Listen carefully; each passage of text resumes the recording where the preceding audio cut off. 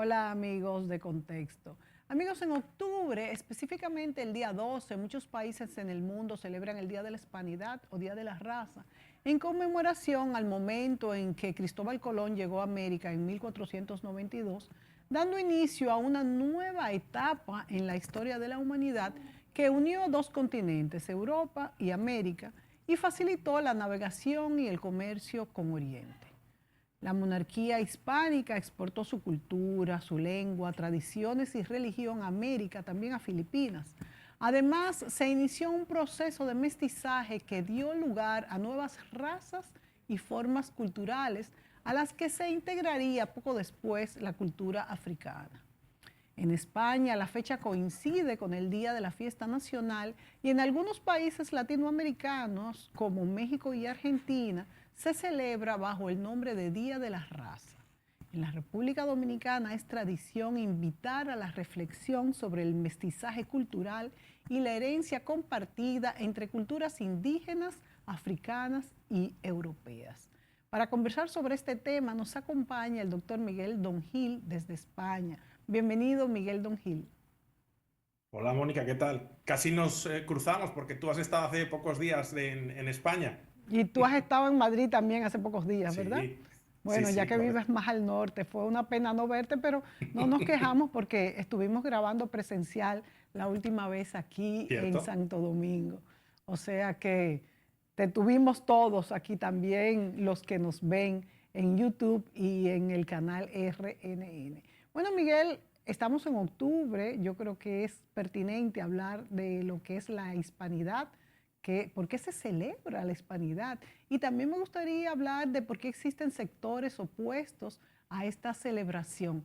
¿Por qué se celebra la hispanidad? ¿Cómo lo celebra España? He hablado un poco de cómo lo celebramos nosotros y luego pues hablamos en qué otros países se celebra.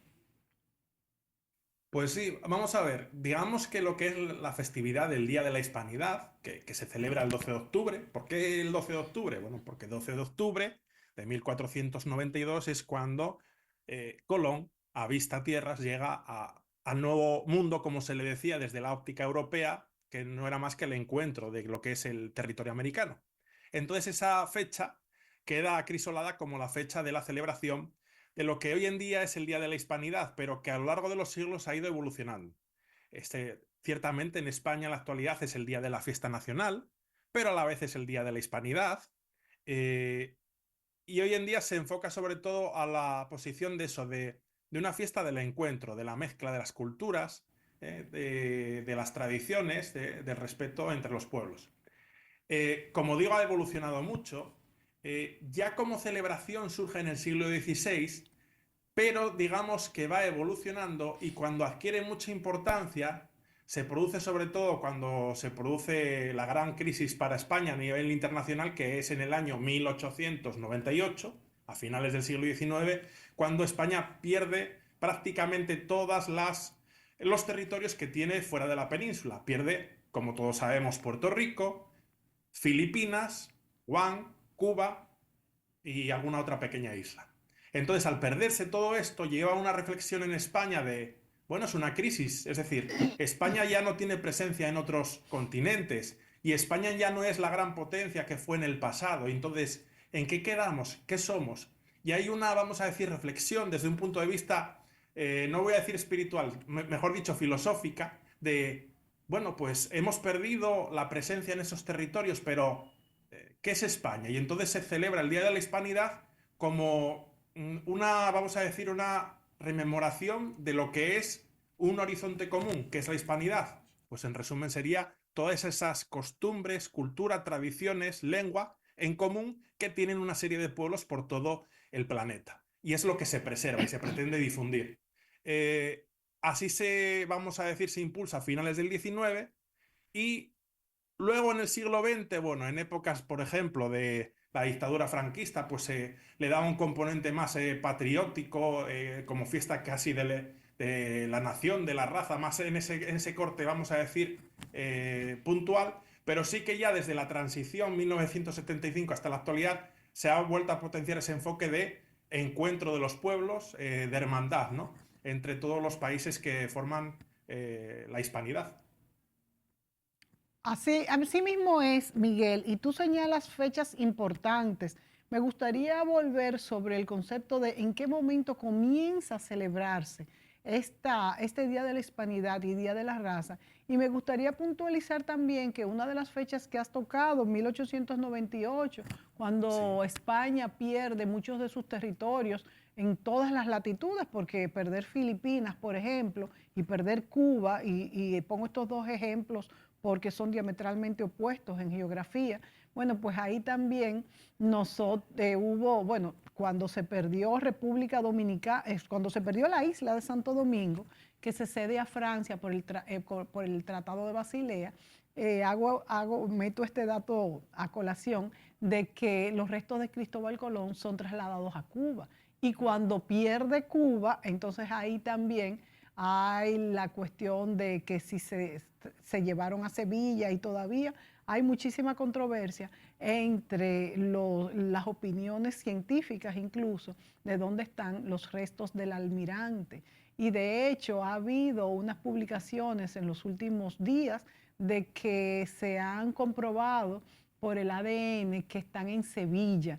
Sin embargo, estudiosos y arqueólogos y científicos han dicho que por los dos tipos de ADN que hay, que son el mitocondrial hay dos tipos de ADN, ahora no recuerdo, que son el mitocondrial y el otro.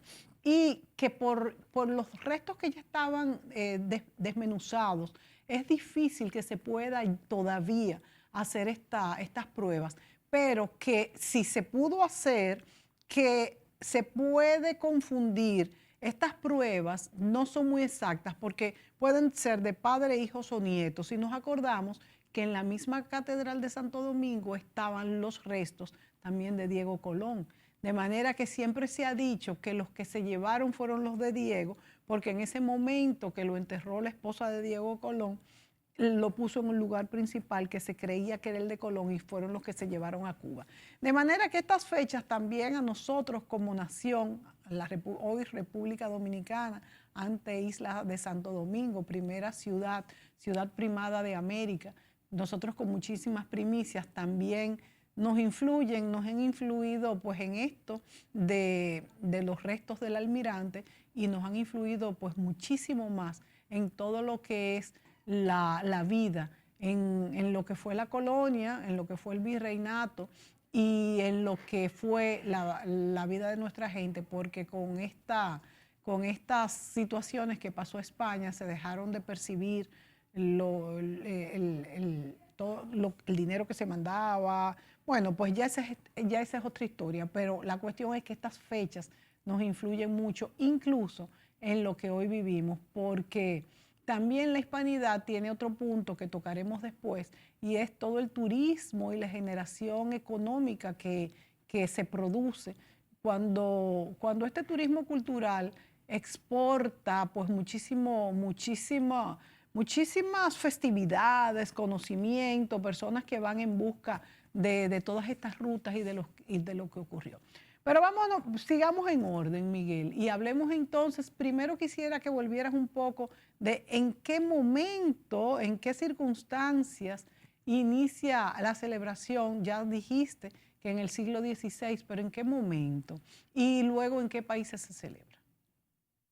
bueno, quisiera hacer, yo creo que igual está bien que hagamos una pequeña parada porque has comentado varias cosas interesantes y me Sí, gustaría poder responderte. sí. Una es que además es una cosa muy reciente y tiene que ver con la hispanidad porque encima esos resultados de ese estudio, me comentabas tú que había un estudio del ADN de Cristóbal Colón, pues ese estudio, esa investigación realmente hay que decir que no se ha podido acceder al texto, a la investigación publicada porque lo que es el texto de la investigación publicada se espera que se publique en noviembre. Ahí se podrán ver datos científicos bien redactados. Ok. Lo que se ha difundido es un documental que es Un sobre la base documental. de la investigación, pues Sí, una divulgación audiovisual que sí. se presentó precisamente el 12 de octubre pasado, Día de la Hispanidad. Y entonces ahí se sacan una serie de conclusiones y hay cierta polémica en los medios, hay algunos que dicen que, bueno, habría que ver, pero hay que ser prudentes, yo diría, y esperar a leer el texto, la investigación científica y los datos. Muy buena tu puntualización. Eso por Importante. un lado. Y entonces, quisiera hacer alguna apreciación previa y es que lo que dicen en ese documental, que yo lo vi entero, son 2 horas, pero la verdad que es muy entretenido y invito a que cualquiera lo vea porque está en Radio Televisión Española, tiene una opción de que uno puede ver a la carta todo lo que ya publicó, todo lo que Sí. salió.